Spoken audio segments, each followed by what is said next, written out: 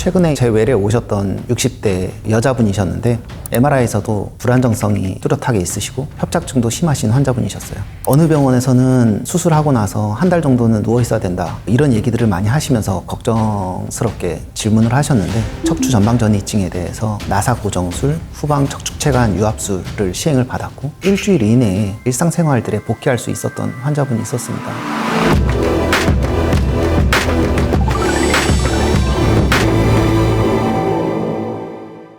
안녕하세요. 분당 바른세상병원 척추센터에 근무하고 있는 이근호라고 합니다. 이번 주제는 척추 전방 전이증에 대해서 알아보도록 하겠습니다.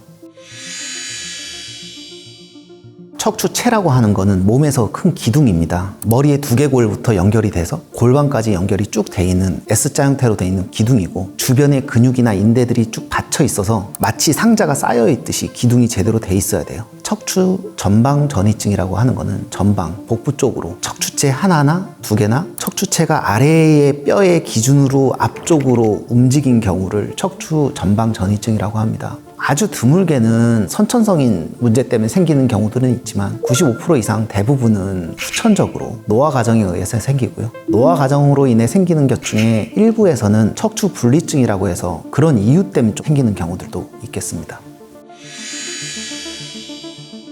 척추 분리증이라는 거는 말 그대로 척추체가 원래 같이 연결이 돼 있어야 되는데 일부가 분리된 경우를 얘기를 합니다. 이전에는 태어났을 때부터 분리가 돼 있었다고 보기도 하고, 최근에는 아주 어렸을 때 분리가 생겼다고 봅니다. 척추 분리증에 의해서 협착증이 생기게 되는 경우에는 일반적으로 척추 전방 전이증 때문에 생기는 증상에 비해 조금 더 일찍 옵니다. 분리증이 어릴 때부터 있었기 때문에 40대부터 증상이 생기는 경우들도 있고, 아주 심하면 좀 더 일찍 오기도 합니다. 일반적인 척추 전방 전이증은 그에 비해서 60대라든지 50대 후반이라든지 이후에 생기는 경우들이 더 흔하게 있습니다. 의학적으로 봐서는 신경이 눌리는 위치라든지 이런 것들도 다르게 되고, 분리증이라는 거는 물리적으로 분리가 되어 있기 때문에 불안정성을 조금 더 심하다라고 봅니다.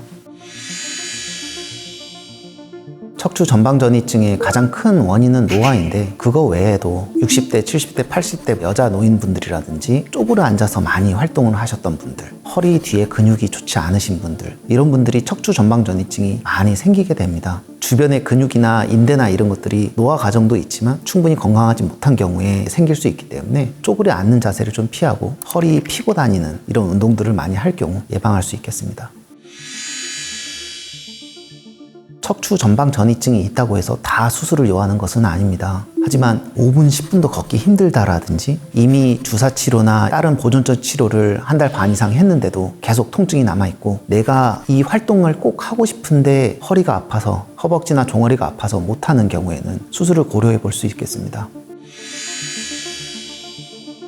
척추관 협착증 환자분들 중에서 80세 이상이시거나 콩팥이 기능이 안 좋거나 심장 기능이 안 좋거나 이런 경우에는 내시경이라든지 수술이라든지 이런 것들을 쉽게 고려하기 어렵습니다. 그럴 때 이제 저희가 고려하는 것 중에 하나는 주사 이용해서 하는 신경 차단술이 있고 신경 성형술 같은 시술이 있습니다. 신경 주사나 신경 성형술은 한계는 물리적으로 신경이 눌리는 거를 좋게 해주지는 못합니다. 그것이 지금 명확한 한계이긴 하지만 그 주위에 아플 만한 원인들이 되는 염증, 세포들이나 이런 염증들만 제거를 해줘도 당장 아픈 것들은 상당수 나아지는 경우들이 있습니다. 수술이 힘드신 고령의 환자분들이나 지병이 많으신 분들 같은 경우에는 신경 차단술이나 신경 성형술과 같은 다른 보존적인 치료를 권해드립니다.